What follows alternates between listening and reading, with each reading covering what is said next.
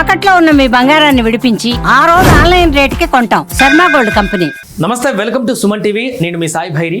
నిన్న కేంద్ర ప్రభుత్వం ప్రవేశపెట్టినటువంటి బడ్జెట్లో హైదరాబాద్కి వరాల జల్లు కురిసిందని చెప్పొచ్చు. తెలుగు రాష్ట్రాలకు కూడా.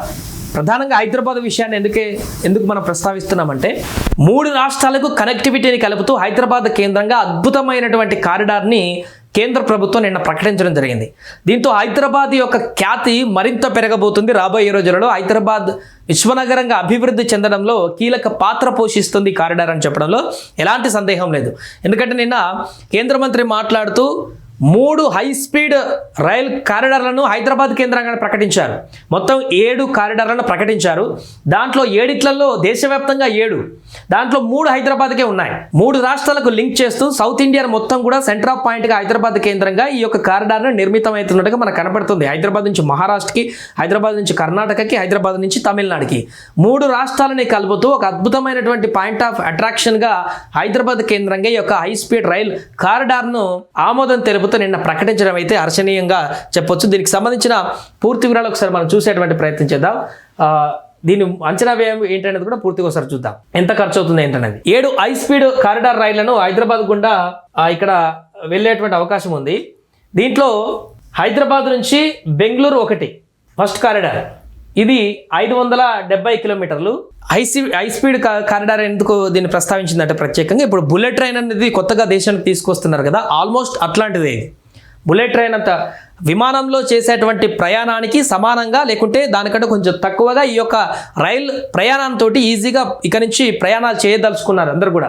300 కిలోమీటర్లు గంటకు చూడండి. అంటే బెంగళూరుకి 2 గంటల లోపే వెళ్ళిపోతుంది. ఈ యొక్క కారిడార్ నిర్మాణం అయిపోతే ట్రైన్లో మనం 2 గంటల్లో బెంగళూరుకి వెళ్ళిపోవచ్చు. ఫ్లైట్ అయితే గంటన్నర ఆల్మోస్ట్ ఈ విమాన టైంలోనే రైల్లో మనం బెంగళూరుకి వెళ్ళేటువంటి అవకాశం ఉంటుంది. సామాన్య ప్రజలందరూ కూడా హ్యాపీగా బెంగళూరుకి అప్ అండ్ డౌన్ చేయొచ్చు. మార్నింగ్ వెళ్ళి డ్యూటీ చూసుకొని మళ్ళీ సాయంత్రం వచ్చేటువంటి అవకాశం ఉంటుంది.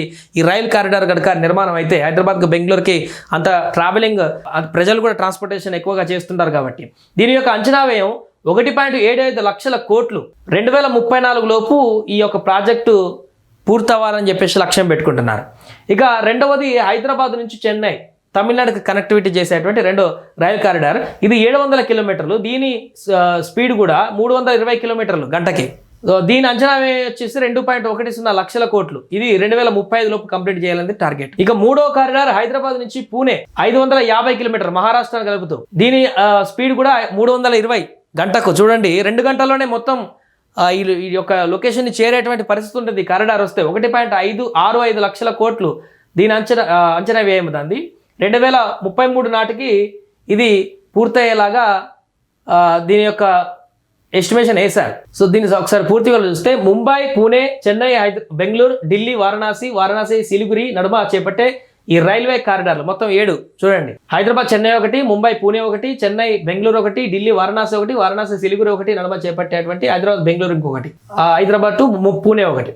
ఈ కారిడార్లో ఆర్థిక మంత్రి అభివృద్ధి అనుసంధాన కేంద్రాలుగా ప్రకటించారు. వీటి వల్ల ఆయా ప్రాంతాల అభివృద్ధి మరింతగా వేగవంతం కావడంతో పాటు నూతన ఉద్యోగ ఉపాధి అవకాశాలు కూడా అందుబాటులోకి వస్తాయని అంచనాలు ఉన్నాయి. గంటకు 300 నుంచి 320 కిలోమీటర్ల వేగంతో నడిచేటువంటి ఈ బుల్లెట్ ట్రైన్స్తో ప్రయాణ వేగం మరింత ఈజీగా మారనుంది ప్రజలకి. సో విమానంలో వెళ్ళేటువంటి అంత సమయంలోనే ఈ ట్రైన్ ద్వారా గమ్యస్థానాలు చేరుకునేటువంటి అవకాశం ఉంది ఈజీగా.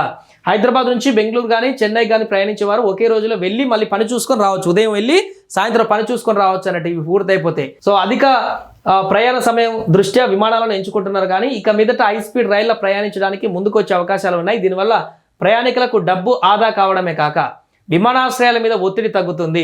విమానాల నుంచి వెలువడేటువంటి కార్బన్ ఉద్గారాలతో పోల్చితే రైళ్ల నుంచి వెలువడేటువంటి ఉద్గారాలు 80% తక్కువ. అంటే చూడండి, పర్యావరణానికి కూడా చాలా మంచిది. ఈ విధంగా పర్యావరణానికి మేలు జరుగుతుంది. హై స్పీడ్ రైళ్లతో కంపెనీలు 2వ దశ నగరాలకు తమ ఆఫీసులను తరలించుకోవడానికి అవకాశం లభిస్తుంది. ఉద్యోగులు శివార్లు, చిన్న పట్టణాల గ్రామాలలో ఉంటూ మహానగరాలకు వెళ్ళి విధులు ముగించుకొని రావచ్చు అనమాట. ఇప్పుడు అమెరికా లాంటి వేరే స్టేట్లో కూడా మనం ఇక్కడ 20-30 కిలోమీటర్ల డిస్టెన్స్, ఇల్లు ఇక్కడ ఉంటే 20-30 కిలోమీటర్ల డిస్టెన్స్ ఆఫీస్ వరకే మనం ప్రయాణాలు చేసి వస్తుంటాం. కానీ ఇతర దేశాలలో 200-300 కిలోమీటర్ల డిస్టెన్స్లో మార్నింగ్ వెళ్ళి ఆఫీస్ చూసుకొని సాయంత్రం మళ్ళీ ఇంటికి వస్తారు వాళ్ళు. అంటే వాళ్ళకి అంత ట్రాన్స్పోర్టేషన్ అంత ఈజీ యాక్సెస్ ఉంటుంది. 200-300 కిలోమీటర్లో ఉండేటువంటి ఆఫీస్ దగ్గరికి వెళ్ళి మళ్ళీ ఇంటికి సాయంత్రం వాళ్ళ ఊరు ఏదైతే ఉందో అక్కడికి ఇంటికి వచ్చి మళ్ళీ రిలాక్స్ అవుతారు. అలాంటి ట్రాన్స్పోర్టేషన్ ఇప్పుడు బిల్లు చేయబోతుంది. దీని ద్వారా ఏమవుతుందంటే ఇతర స్టేట్లో ఉన్నటువంటి నగరాలకు కూడా ఇక్కడ ఉద్యోగం, ఇక్కడ మనం ఇల్లు కట్టుకున్నాం, ఇక్కడ మన ఓన్ ప్లేస్, మన స్వస్థలం, మన అంతా ఇక్కడ ఉన్నా అనుకున్నప్పుడు వేరే స్టేట్లో జాబ్ వచ్చినప్పుడు అక్కడికి మొత్తం షిఫ్ట్ అయ్యేటువంటి పరిణామం ఇప్పటి వరకు. కానీ ఇలాంటి ట్రాన్స్పోర్టేషన్ రావడం వల్ల ఏమవుతుందంటే ఇక్కడే మన ఇంట్లో ఉంటూ హైదరాబాద్లో ఇక్కడే ఉంటూ ఇక్కడే గడుపుతూ ఉదయం అలా వెళ్ళి హ్యాపీగా 2 గంటల్లో అక్కడికి వెళ్ళి బెంగళూరుకి వెళ్ళి జాబ్ చేసుకొని సాయంత్రం మళ్ళీ ట్రైన్ ఎక్కి సాయంత్రం మళ్ళీ నైట్ ఇక్కడ ఇంటికాడ ఉండేటువంటి పరిస్థితి ఉంటుంది. తద్వారా కుటుంబం అందరితో కలిపి ఇక్కడ మన వాళ్ళతోని కాలం వెల్లదీసేటువంటి పరిస్థితి ఉంటుంది. సో ఈ అద్భుతమైనటువంటి హై స్పీడ్ కారిడార్లని 7 3 హైదరాబాద్ కేంద్రంగా ప్రకటించడం అయితే ఇప్పుడు వరాల జల్లు హైదరాబాద్ వైపు మళ్ళీందని చెప్పుకోవచ్చు. ఇది పూర్తవడానికి టైం పీరియడ్ కూడా ఇచ్చారు కాబట్టి 2034, 35, 33 సమయానికి పూర్తయిపోతే ఆ తర్వాత నుంచి పూర్తిగా అందుబాటులోకి వస్తే ప్రజలకు చాలా చాలా మేలు జరుగుతుందనడంలో ఎలాంటి సందేహం అయితే లేదు.